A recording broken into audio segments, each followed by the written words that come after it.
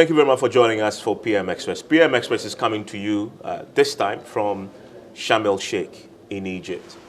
I'm pretty sure you know by now that the entire world has been gathering in Egypt for the COP27, a big UN climate conference that is discussing everything from climate change to mitigation to adaptation. I'm sure you know by now that the developing world bears the brunt of the West emissions. And that is why you've had conversations around loss and damage compensation. You've heard our own president, who, by the way, chairs a very important part of this climate change global movement, make a point when he addressed the nation of, well, debt swap for climate interventions. A pretty innovative suggestion that I understand it's carrying a bit of sway in the negotiations. We're going to be discussing that because Ghana has been placed at the center of these negotiations. We are co-chairing a very important initiative by the UK government with the United Nations. Our own Sector Minister for Lands and Natural Resources is a co-chair, and he will be representing Ghana at the ministerial conversations on this very important matter. So government and Ghana is taking a lead when it comes to the global effort towards climate change, and we'll be exploring this a bit more. I know there are a lot of skeptics out there who are wondering, billions and billions that has been promised and pledged, the government of Ghana is hoping to tap into.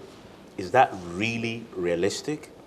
Let's get into the conversations. My guest is the Lands and Natural Resources Minister, who has been leading a very powerful delegation to the conference, and he's here to expand on what government and Ghana has been doing. He is Samuel Abujinapo, Lands and Natural Resources Minister. Thank you. Thank you for having me, Evans, and a very good evening to your cherished viewers. Let's start with the entire idea of Ghana becoming talked about as one of the leaders in the area of climate change, almost leading the developing world now, chairing a lot of the committees. Our own president is the chair of a very important Climate Vulnerability Forum.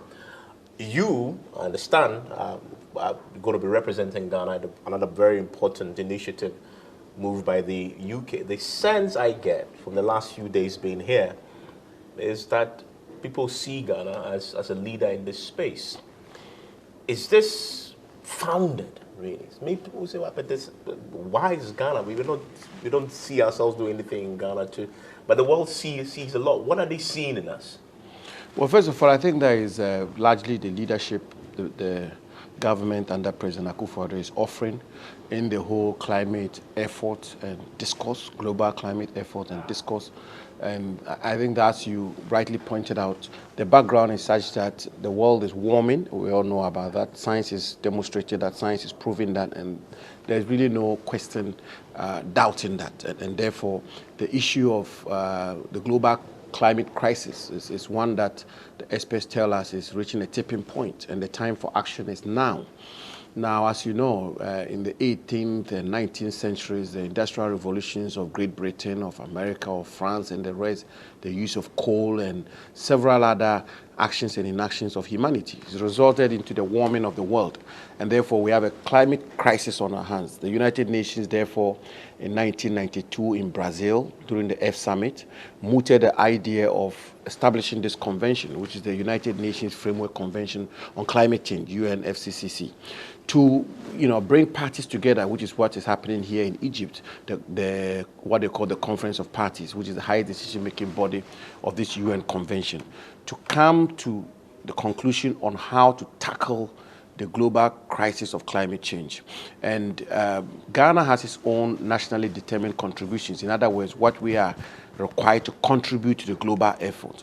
And one of the key components of the global effort at halting climate change is what they call the nature-based climate action, forest and land use-based climate actions.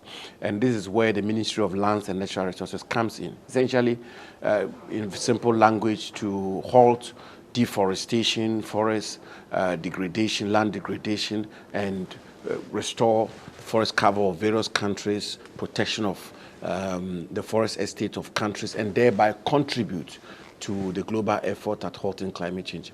And that is where Ghana, I believe, is done tremendously well. and Ghana has been leading the conversation. Ghana has been leading the effort.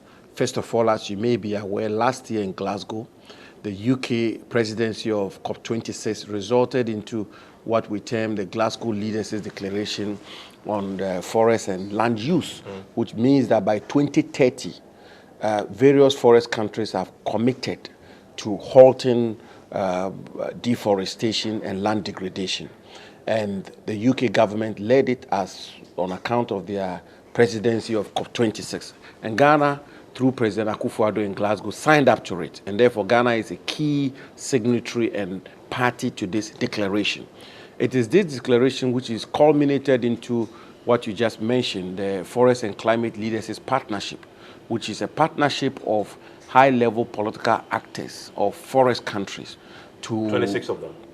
26 of us to actually lay out a roadmap for the implementation and actualization of the objectives or tenets of the Glasgow Declaration on Forest and Land Use, and which is to result in halting deforestation and land degradation by 2030, 8 years from now. And therefore, it's a big platform, huge platform, and Ghana has been privileged to be nominated as co-chair of this FCLP alongside the United States of America. President Akufo-Addo, as you would have recalled, on Monday, the 7th of November, launched this FCLP with Prime Minister Rishi Sunak. So yes, Ghana has become a leading actor. But considering how much is involved even in that initiative, 12.5 billion was pledged in COP26. I was reading that an additional 4 billion plus was pledged COP27. So you put that together, in excess of 16 billion is available for this particular initiative that Ghana is co-chairing. What is it that the West, UK, which is leading this, sees in Ghana that makes them so convinced that we should be co-chairing and leading this initiative for a 16 billion intervention? What is it? Well, first of all, I believe, as I said, is the leadership that Ghana has been offering these number of years. That is number one. Number two, it's also the practical steps, the concrete measures Ghana is implementing or interventions Ghana is waging in Ghana in respect of protection of our forest estate and so on and so forth. You know, Ghana last year in 2021 had 13% reduction in deforestation. This is measured, verified and validated. And as a matter of fact, we have a program in the cocoa value chain, the Red Plus program in the cocoa value chain, where third parties have validated and verified emission reduction, and which has resulted in Ghana receiving about $5 million from the Carbon Fund. Yesterday, the World Bank said we are possibly going to be the second million country, apart from Mozambique, yes, qualify for the 50 million. That is so, and indeed, in the case of the emission reductions in the Cocoa Red Plus program, Ghana is the third in the world to be receiving this verified and validated reduction payment of about $5 million. So we're taking concrete look. Let me point out we have challenges in other sectors, and we have challenges in the preservation of the forest estate of our country. As you know, illegal small-scale mining continues to be a major issue, which is something that we are working on. But fundamentally, the world is recognizing Ghana's lead, pioneering role in the restoration of our forest cover, the Green Ghana Day. As you know, when we mentioned it at the launch of the FCLP, the Prime Minister of UK was pleasantly surprised that we planted 24 million trees this year in one particular day. So the gamut of measures, the various interventions, the policies, programs, the practical measures we are putting on the ground, in my view, in my respectful, modest view, are those which are contributing to the recognition that Ghana is receiving now. And you make, there's a very important point that I'm beginning to appreciate, which is that the preservation of our environment and our forest is not only good for our own selves and our own environment, but has real monetary benefits for a country like Ghana that needs it the most. You're talking about 16 billion from the UK project. You're talking about almost $5 million, which we are almost about hitting our account out of a $50 million, dollar plus. The amounts of money involved is mind-boggling, and how much of a difference that will make for an economy like ours, which is desperate for funds to come in. Is it overstating it to suggest that traditional sources of funding for our economy seem to be drying up? It's very difficult. Now, we've been locked out of the Eurobond market, etc. the climate could be a way out for us if we take this seriously? Well, it's huge. It's huge and it's significant. I mean, first of all, there is a whole industry of carbon trading, okay? And the experts will tell you that is an area where lots of monies are floating. Carbon trading is huge these days. As you know, Africa's contribution to global greenhouse gas emissions is just about 4%. Ghana's own contribution is 0.04%. Therefore, in real terms, in relative terms, countries like ours, Ghana, and Africa in general, do not really contribute that much to global greenhouse gas emissions. And you may take the view that, therefore, we are not major contributors to the issue of climate change. But there is something more than that. What the world does these days and what global giants in the industrial world, in the areas of companies and so on and so forth do is that because we are forest countries, you are able to preserve your forest, you are able to engage in aggressive afforestation, you get what they call carbon credit, which you can trade. What's that? For money. Carbon credit essentially is that, look, I'm going to plant, last 2 weeks or so, a company came to see me where they are seeking to engage in about 50,000 hectares of afforestation. And when they have this afforestation in place, they are committing not to harvest the trees. They are committing not to compromise the integrity of the forest. And that becomes a carbon sink. And that becomes an avenue for carbon sequestration. And therefore, they get what they call carbon credits. So companies like Shell, Tullow, the big oil companies, the big industrial enclaves where they flare a lot of carbon dioxide, can then pay for this carbon credit to offset their carbon emissions. Yes, and there's a huge, it's big industry. Countries are making millions and billions of dollars out of it. We have to do same, and that is exactly what we are seeking to do. And that is why last year in Glasgow, we signed a letter of intent with the lowering emissions by increasing forest finance, LEAF. And it was big news, and we set up a committee. They are pursuing it. The idea is that we will be able to secure some good money to engage in massive aggressive afforestation for purposes of generating carbon credit to offset it for people who emit. Aside that, as you know, in 2009 in Copenhagen, COP15, the developed world pledged $100 billion US every year for developing countries. Now, that commitment is not being met. The president, when he made his national statement before the plenary, made the point that the Western world will have to redeem this pledge. And that one of the ways they can redeem this pledge is what President Akufo-Addo described as offsetting debt cancellation for climate action. And I'll come to expanding on that because it's fascinated a lot of people. Even at the conference, a lot of non-Ghanaian participants have been taken aback by that, but I think it's actually a way of getting the West to negotiate. More like HIPIC, if you want. We'll expand on that pretty shortly, but I want to focus on the 100 billion. Mm-hmm. I mean, 13 years ago when the pledge was made, yesterday I heard you in your speech make the point, they must walk the talk. And you concede that it hasn't been honored. The fantastic amounts that we've mentioned in this interview, many look at the 100 billion that hasn't been met and say, why are we banging our hopes that this time, like the UK initiative that we are co-chairing, that this time, somehow, they will keep a promise when they have failed to do so on the 100 billion that has lasted for 13 years. What makes you convinced that Look, Evans, climate change is not different from all the issues we are dealing with or grappling with globally.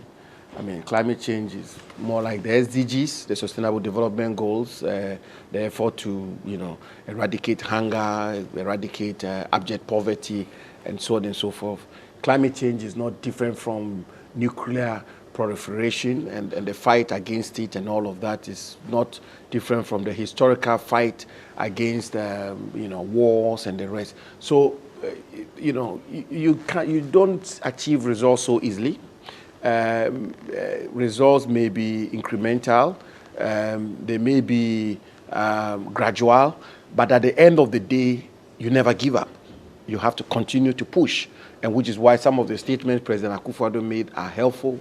Some of the positions the African Union... He's saying that since COP26. He said this in COP26, he said it in COP27, that Western world keep your promise? You said it yesterday, you challenged them, walk the talk, commitments and pledges aren't enough. But it appears are they even listening? Well, I believe they are listening in some respect. I believe that the conversation must go on. I believe the advocacy must be relentless. I believe we should not relent on the advocacy. And you will see that some of the things that President Akufo-Addo talked about, the African Union's position on climate financing, adaptation, mitigation, and all of those are absolutely important. Don't forget that the Western world have their own problems. They are even climate skeptics in the Western world. There was a whole president of a major country who did not believe in climate change at all, who pulled out of the Paris Agreement, which is the foundation of all the climate architecture we have today. But the point I make is that, look, Sham El sheikh and Egypt is said to be, COP27 is said to be the COP of action and implementation. And therefore, we have to continue to push, and we have to continue to make a case for African countries. Yesterday, I was at I went for an event on cocoa and forest initiative, and I made the point very strongly that, look, you talk about cocoa industry, the value chain, the cocoa value chain being a driver of deforestation, which is true in many respects, that cocoa expansion has a tendency or the potential of driving deforestation.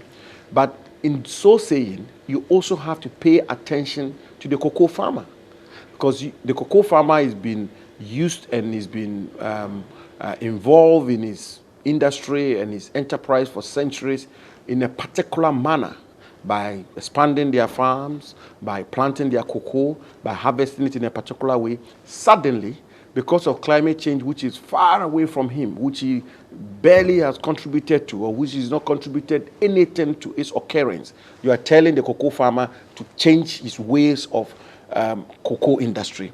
And yet, when you look at the cocoa value chain, the billion-dollar cocoa value chain, the cocoa farmer literally takes home nothing, takes home peanuts, and is at the lowest or the bottom end of the value chain.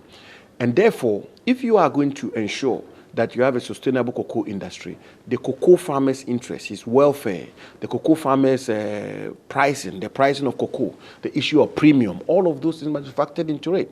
So we have to continue to push. But why should the West be the ones taking care of our cocoa farmers? Isn't it our primary responsibility to do so? I mean, why should they promote? It is our primary. It is our primary responsibility to do so, but it is also the responsibility, the collective responsibility of the world to change the global financial architecture, to change the global trading architecture.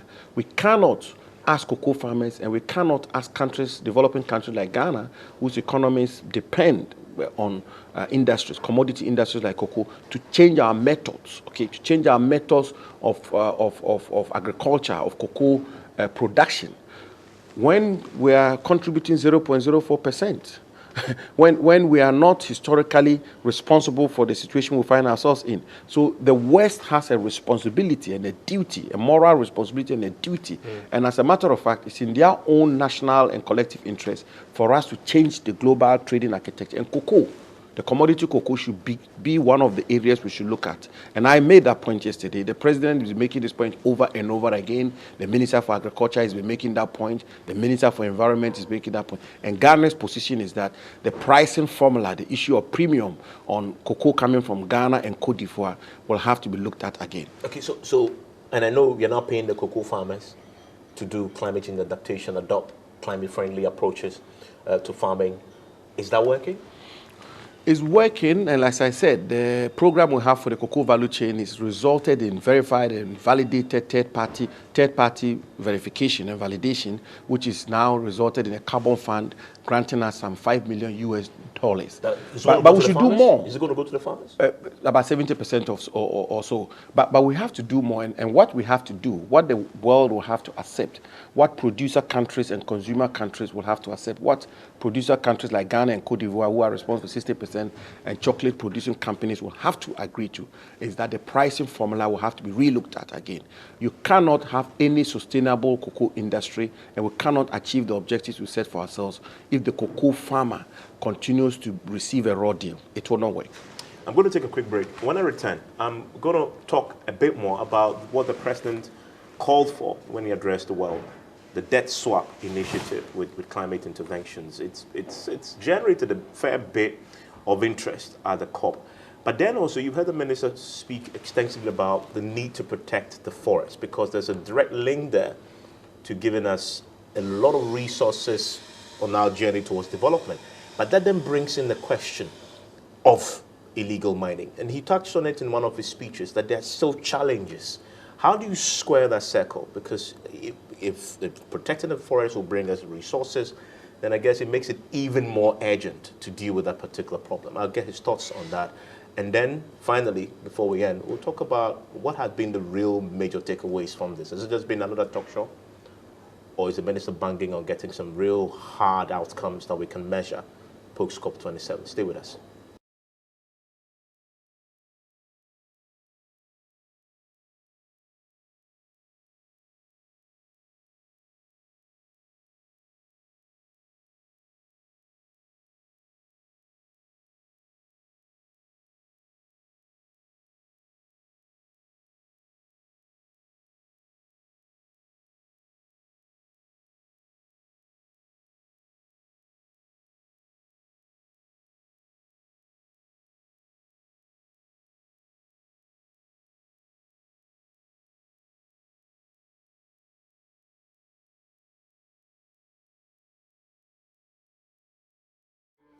And thank you very much for staying with us. It's still PM Express coming to you from Sham El Sheikh in Egypt, where the COP27 is still ongoing. This ends on the 18th. And so this is a marathon session that almost 100 president world leaders are attending. Our president has been here. Joe Biden has been here. Almost everybody else who matters in this world has been here. And Ghana has been here making a few waves. You've heard the minister talk extensively about what we stand to gain if we protect our own environment, particularly our forests. And so I need to ask him, Mr. Jinapo, the emphasis you've placed on protecting our forest and what we stand to gain, the millions and billions of dollars at stake that the developed world is ready to offer if we do this right, doesn't it highlight how critical it's become now to deal with the illegal mining problem, which is deforesting our forests, destroying the land, the same things the West is ready to pay us to protect? Well, first of all, a few statistics. Globally, greenhouse gas emissions, forest deforestation and the rest contributes about 15% of emissions. In our own country, Ghana, the major driver of deforestation continues to be agriculture and land use activities. For agriculture alone, I think contributes about 54% to forest degradation, deforestation in Ghana. Not illegal mining. Well, not agriculture contributes about 54%. Okay, so these are some of the facts. Now, illegal mining or small-scale illegal small-scale mining, Galamsey, continues to be a major driver of deforestation.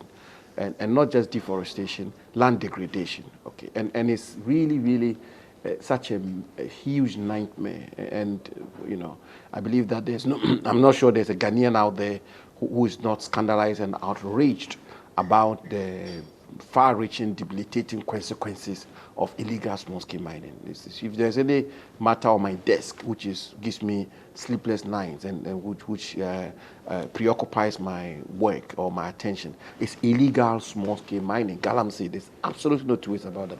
The historical antecedents and the contemporary dynamics are not matters I believe we should be getting into now. But I've been making that point since I've been here in Sham El sheikh, since I've been at COP27. I've been even sourcing for support, financial support and other support. I met the Minister for Climate Change, the UK Minister for Climate Change, Lord Goldsmith, whilst I've been here, and we had extensive discussion about it. I had a discussion with the Senator from Maryland, the US Senator from Maryland.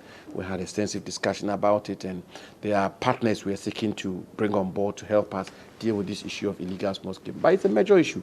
And as you know, we've been trying to battle this matter, and we've put in place a whole host of measures and interventions to be able to get on top of this issue of illegal small-scale mining. We haven't got into a satisfactory situation yet. I think it's important that we admit that. We still have challenges. We still have difficulties out there. We've ramped up our efforts. As you know, the military are now out there forcefully trying to clamp down. You're back in the forest? The military are back out there. They are back on the river bodies, trying to clear the river bodies, trying to clear the forest reserves of our country. Before I came here to Egypt, I had a very useful, productive, extensive meeting with the Forestry Commission Board and management, and we've come to some major conclusions. There are about 261 forest reserves in our country, Ghana. The idea is to find whatever means to protect these forest reserves from attack from illegal small-scale mining. So yes, there are difficulties, yes, there are challenges, but what I want to say is that we are absolutely committed to dealing with this age-old canker of illegal small-scale mining. There are some new measures we are intending to bring on board. For example, we've begun examining or interrogating the possibility of going to Parliament to seek legislative intervention, which will say that anybody who was to give out land, any stool, skin, family, clan, or individual who gives out land for purposes of illegal small-scale mining, the state will have the right to confiscate the land. So we've begun the examination of that. We believe that may help. So these are additional measures we intend to roll out.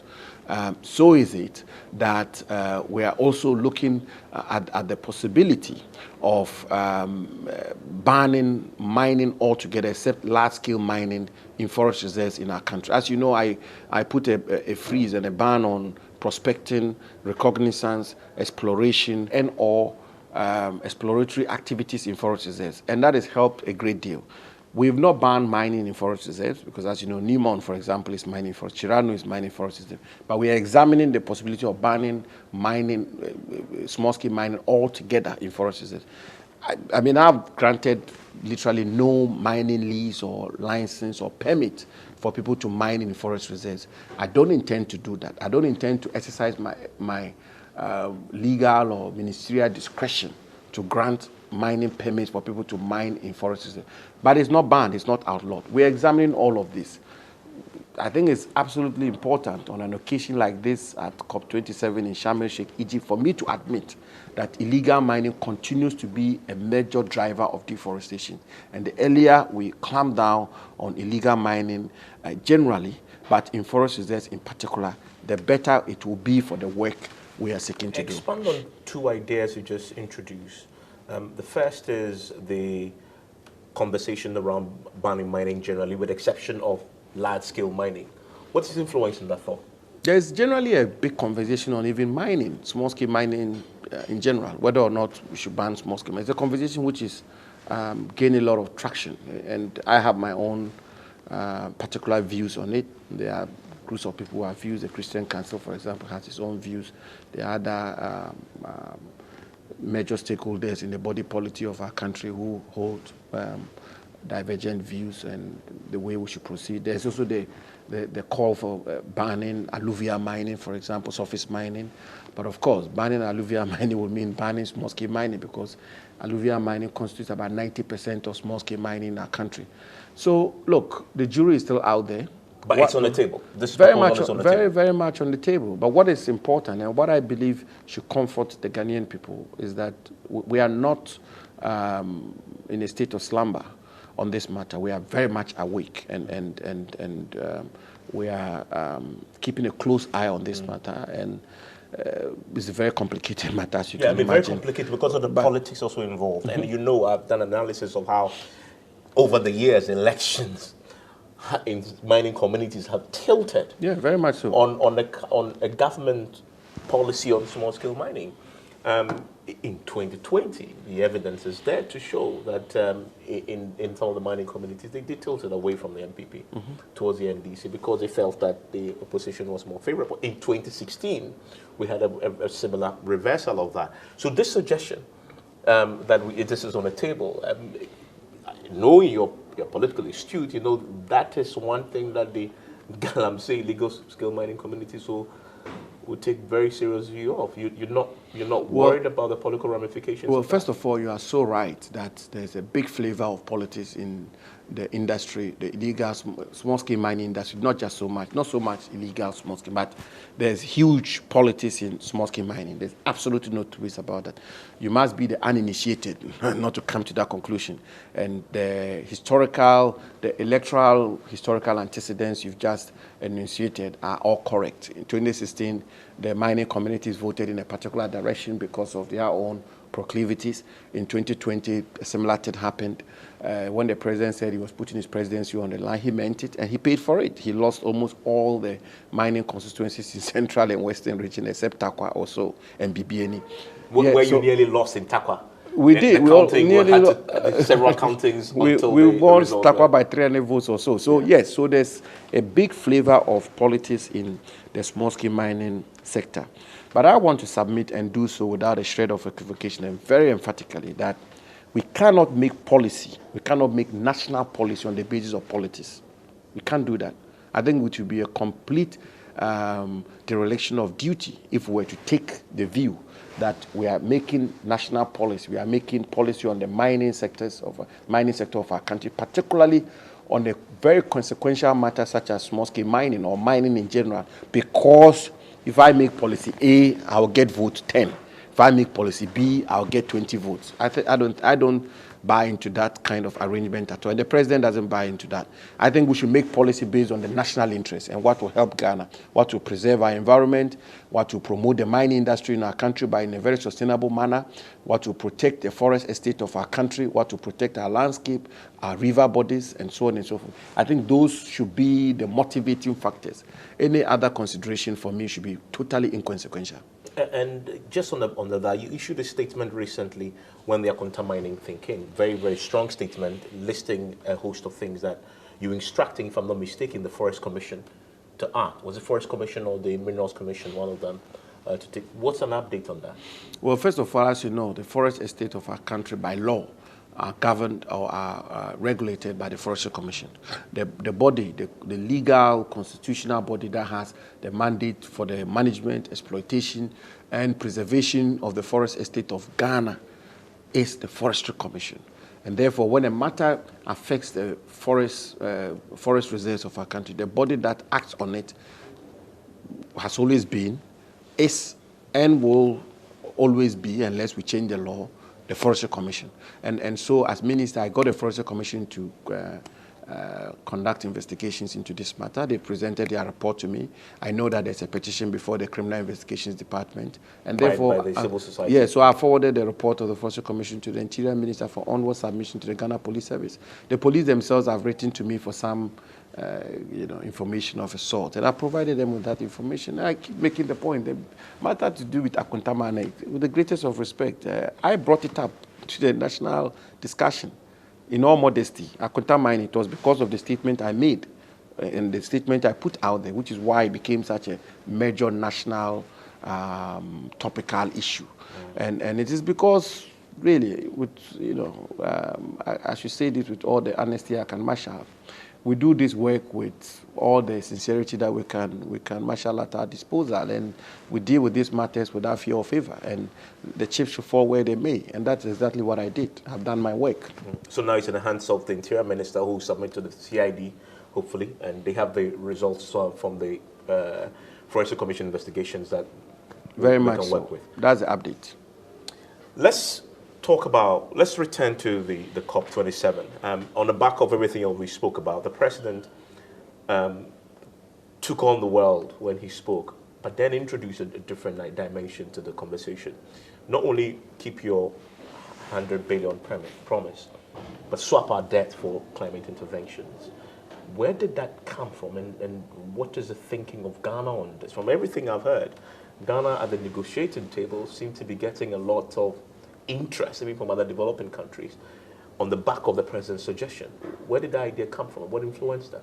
Well, I think the statement the president made, first of all, is bold. Secondly, I think it's profound. And I think it's equitable. Because, Evans, let's face it, when you strip this climate crisis down, truly and really, the people who should be taking responsibility for it is the Western world. the experts will tell you that we've heated up the globe, planet Earth, the way we have, essentially because of the industrial activities of the world, the historical industrial activity of the world. And as I said before, the 18th, 19th century, on the advent of the steam engine, is where we started emitting a lot of carbon dioxide, which is what warmed the world, which is what has brought about climate change and climate crisis.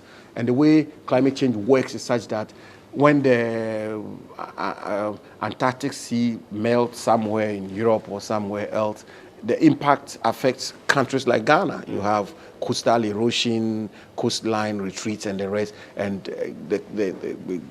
the change in patterns of rainfall and agricultural disruptions and all of that. So there is the issue that we have to face frontally, which is that the West will have to stand up to be counted in this whole struggle that we are involved in. That is number one.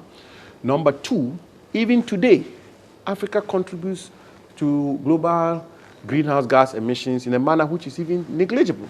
As I said, we contribute 4%. So if we were to just allow the status quo ante to stay, it will mean that we are not emitting any carbon dioxide of significance. Ghana, for example, as I said, contributes 0.04%.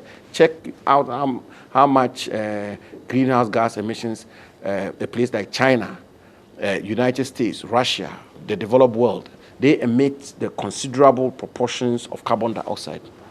And fourthly, we are now also going through the motions they went through centuries ago to unleash prosperity for their people, industrialization. And yet, we are being asked to scale down. We are being asked to adopt other means of economic growth and development which are more expensive. Solar energy, wind panels, and so on and so forth. And these are very expensive methods, electric vehicles.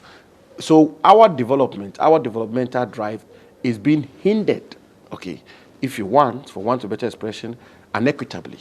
And which is why the president is saying that the world, the developed world, must meet their obligations, both historical obligations, moral obligations, and to a large extent, survival, the obligations. So how would the debt swap work exactly? The debt swap would not be different from something like HIPIC. I mean, HIPIC was supposed to alleviate poverty and ensure economic growth and the rest. So if we owe the Western world so much, we say debt forgiveness, but you can only channel the funds which accrue out of the cancellation of these debts into climate action. So, for example, you can use them to engage in afforestation or electric vehicles or solar panels or cleaner energy and so on and so forth. But the fundamental thrust of the president's call really is about the equity of the whole arrangement, the whole discourse. How equitable is this engagement? For example, we are here, COP27, negotiating about nationally determined contributions and various obligations of the actors in the climate change architecture. Who takes what responsibility? And this is why the president is saying, first of all, in Copenhagen, the global developed world promised $100 billion a year to developing countries for climate action. That 13 years down the road is not been met. A lot of commitments have been made year after year. Those have not been met. And at this COP, which is the COP of action and implementation, President Akufo-Addo is making a point which you've rightly pointed out is resonated with the developing world. How are people receiving? How is the rest of the world in your meetings when you go around COP here at Sham El sheikh? How are people receiving the president's call? I think it's been well received, and I think that, like I said, it's just so profound, and it's a call which is legitimate. Isn't it? It's a call which is legitimate. The statistics I've given you and the historical facts I've given you suggest that some people must step forward. Part of the COP is also to negotiate some of these things, right? And I know our technical people have been in the room trying to negotiate all these deals. Are we getting the good news? Are we getting traction from the West? They've been hesitant for 13 years. Are they gathering around this suggestion of debt swap? I think by and large, we will get there. We will get there. We may not get there in a way that we will not get there if we want 100%, or we will not probably have all our demands met. But raising the issue itself, for me, is one step forward. And introducing that matter, that aspect into the discourse itself, for me, is good news, and it's a step that I applaud the president for. And look, I have had a series of meetings, and the FCLP, the Forest and Climate Leadership Partnership itself, is born out of this recognition. Let's talk about that. Let's talk about that climate, forest and climate partnership leadership forum. First of all, what is it, and what is it that we expect out of that? And by the way, for anybody who cares to know, there's billions of dollars involved here, and Ghana is co-chairing. I understand as a minister, you sort of will be at the table representing us. What is this? Well, first of all, what it is really is a legacy of the UK COP26 presidency. As you know, last year, COP26 took place in the United Kingdom, specifically in Glasgow. And the UK put forest and nature-based climate action at the center of their COP. The COP they hosted. They made a point that, look, forest and nature-based climate action potentially can contribute a third to climate action. And so they put that at the very center of all that they did last year, which then resulted in the Glasgow Leaders' Declaration on Forest and Land Use, which essentially means that they've given themselves up to 2030 to halt deforestation and land degradation. So the declaration set out specific steps which have to be taken, including financial commitments from the developed world. Okay, so developing countries such as Ghana, which are tropical countries, which are forest countries, we have commitments. So we have commitments to plant a certain number of trees to preserve our forests in a particular manner, and we have targets. The United Kingdom, for example, has pledged some money. France has pledged some money. The industrialized world have collectively pledged some money. All of that together constitutes the declaration. And I think about 46 countries or so, 100 and so, a good number of countries have signed up to the declaration. Now, the Forest and Climate Leaders' Partnership is a partnership which is being established again by the UK COP26 presidency to see to the implementation of the principles and objectives captured in the Glasgow Leaders' Declaration. And we are co-chairing with the US. We're co-chairing with the US. So that partnership was launched on Monday 7th by President Akufo-Addo and Rishi Sunak. And there is a ministerial committee, Ghana and the United States. And the idea was that one developed country and one developing country co-chair this partnership. So the developed country, which is co-chairing, is the United States. The developing country, which is co-chairing, is Ghana. I mean, among several countries, Gabon, Indonesia, several countries were considered, and Ghana has been selected to co-chair with the United States. We had our first meeting on Saturday, and at that meeting, Senator John Kerry and I chaired the partnership, the first session of the ministerial meeting, which essentially, strictly, is to develop a governance structure which will see to the implementation of the declaration. And it really is just the question of walking the talk and getting away from rhetoric, talking to real action. The developed world, the industrial world should bring the money. We should do the things that will restore our forests, that will protect our forests, that will ensure that we halt land degradation. All the various components which will ensure that we have a more robust nature-based climate action, which will then contribute to the global effort at halting climate. That's what it's about. Really about the money involved, which is where everybody's attention is. I find that last year, COP26, 12 billion was pledged for this initiative. For this declaration, yes. Here, an additional 4.5 billion has been pledged. So in total, you're talking about 16.5 billion. Are we going to get our share? Well, I'm not too sure about getting our share, but it's really just offering the correct leadership. But there's money involved. There's a lot of money involved, and we're going to tap into it. That's how I'll put it. We're going to tap into it. But the money has been pledged. Yes. So unlocking it. But then unlocking it will mean what you do as a country, how you position yourself. Co-chairing is very important. It's a milestone. It's momentous. There's absolutely no two ways about that.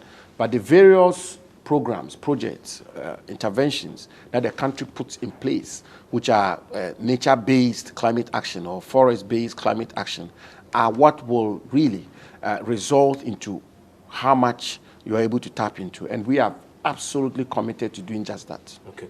I'm going to take a break. When I return, there are two things I want to address. First is a controversial subject that popped up at the COP27, the subject of the size of the government delegation that came to the COP. Well, I'll ask the Honorable Minister why we brought that 300 plus people and who is funding them. And then secondly, what really are the takeaways? I mean, was this just another opportunity to just talk and go back home?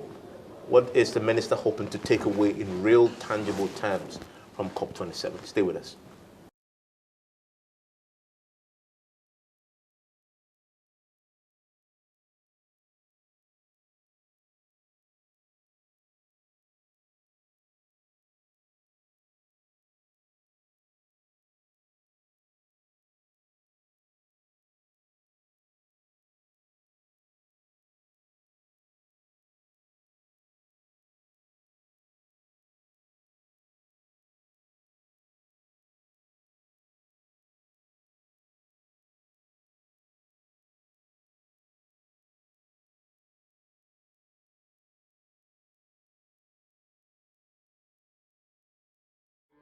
And thanks for staying with us. Again, we are coming to you from Sham El sheikh. It's in Egypt. That's the venue for COP27. It's been pretty intense few days, and we are beginning to unpack what this whole event means for Ghana. It means a lot, as you've heard so far.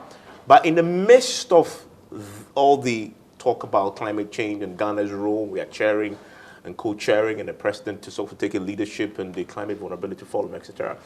Is a controversy about the size of government's delegation to the COP27. Mr. Junapo, the allegation out there is that we brought more than 300 delegates to this conference at a time when the economy is in crisis and the people are hungry and desperate. We're spending, I saw one calculation, in millions and millions of dollars on people. What is the truth of this?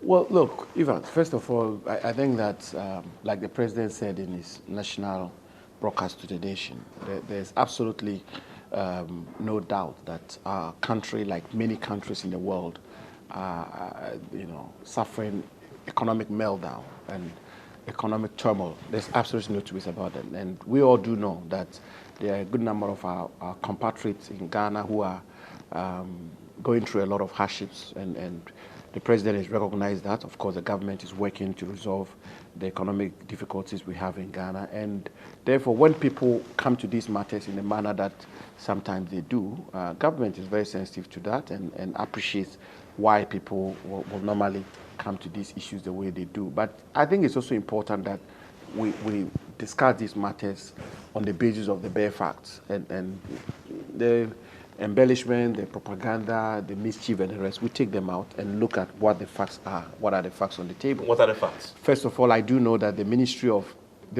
Environment is the lead ministry when it comes to climate change, when it comes to COP. So even me, I have to come here through the Ministry of Environment. They have to give you accreditation, and they are the ministry that leads all the ministries who are involved in COP activities.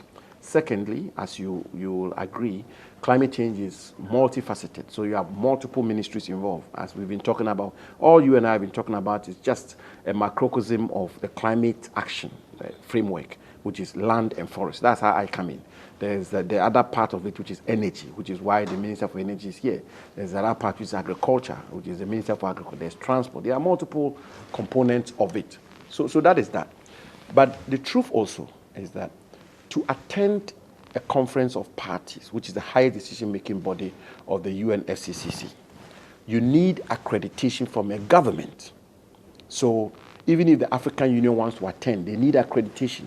If an NGO wants to attend, they need accreditation. All the accreditations are routed through the Ministry of Environment. So this morning, I was pleasantly surprised to bump into the young, brilliant lady, talented lady called Nikaya, the lady who's been reciting poems, Nakati, I think. I've forgotten the name. But this is a young lady, 10-year-old lady who recites poems on environment. And I bumped into her, and I was very happy to see her. She's a Ghanaian? She's a Ghanaian, and she's a party here. She's a delegate here. but she would have come through the Ministry of Environment, and she will be counted as part of Ghana's delegation. I've met so many NGOs, all of them not even from Ghana, some in the United States, some in the United Kingdom, in several other countries, but who are Ghanaians and who are coming for this conference as Ghana delegates. Okay, so you have to apply to the Ministry of Environment, get accreditation, then you can attend the conference, but you will be registered as a Ghana delegate and therefore form part of Ghana's delegation. And so the number you find on the websites and the rest clearly are people from diverse backgrounds. Government doesn't sponsor all these people, not at all. The taxpayer doesn't sponsor all these people. That is number two. Number three, there are even government officials who have attended this conference on the ticket of non-governmental organizations. In my ministry, for example, a lot of the conferences we attend and a lot of the activities we engage in, because they have so much traction to the globe and because major stakeholders are very interested in what we do at the ministry particularly, we seek support from NGOs, we seek support from partners. The Ghana Pavilion, which we have at this COP, was partly funded by PFI, Partnership for Forest Initiative or so. There's an NGO that contributed to the funding. The pavilion we had, our first pavilion, ever pavilion at a COP last year in Glasgow, was partly funded by the UK government.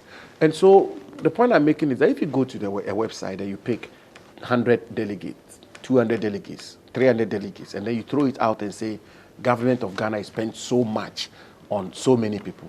It's not correct. I mean, and I think the Ministry of Environment has clarified this matter. And I want to just conclude on that matter to say that the president and his government are very, very awake to the difficulties that we are going through. So what is the government-specific delegation numbers that we brought? Well, I don't have the specific number as I sit here. The Ministry of Environment has put it out.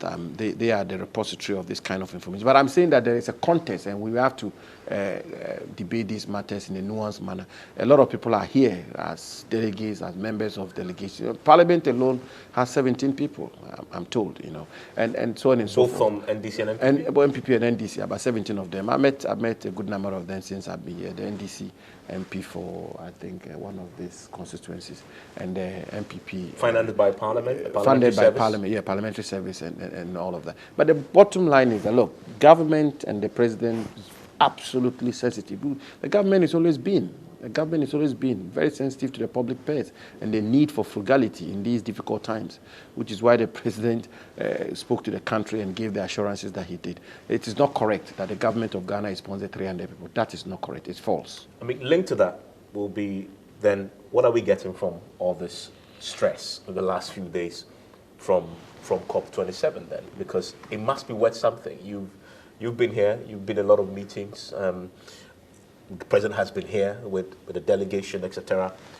How are you going to sell that message to Ghanaians back home that this hasn't been a monumental waste of our time? What are we getting out of it? It cannot be. This is important work we are doing here. It's very important work which gives us tangible results, which gives us monetary inflows, which puts Ghana on the world stage, which preserves our forests, which makes sure that we live sustainably in Ghana. We have climate, sustainable ways of conducting our affairs as a country, and which is giving us some money already, which potentially can give us more money so that we can build on our forest estate, we can build on our landscape, and we can live smartly and sustainably. I mean, for example, out of this conference, out of COP, because of the work we have done in Ghana under the forestry sector, the World Bank is giving us $50 million, or is going to be rolled out over a period of time.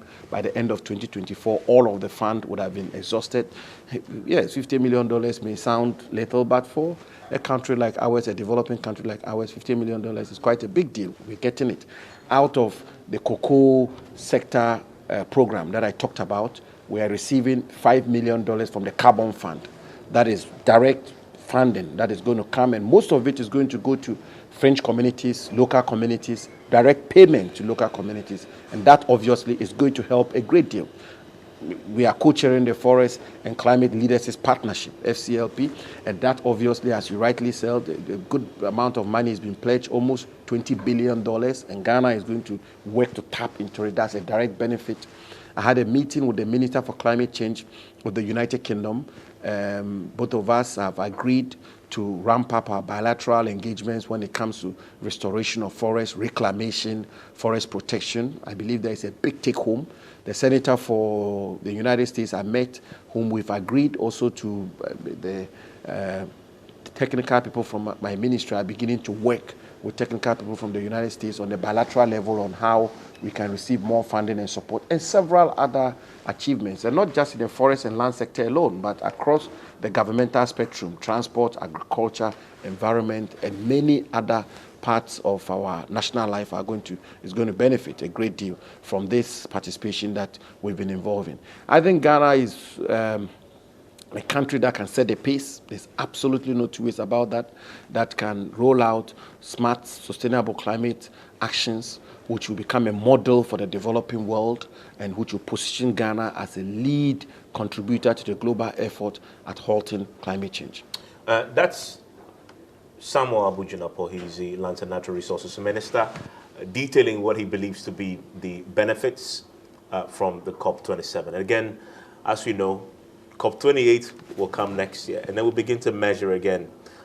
Will the president return and again return to the pledges and say, you promised us X last year, you still haven't met that promise? But also, the minister is going to be co-chairing this very important initiative the UK started. We have a year to measure, and he's also told us what the key takeaways are. A good time to measure those going forward for the country. Thanks for watching. Enjoy the rest of your evening.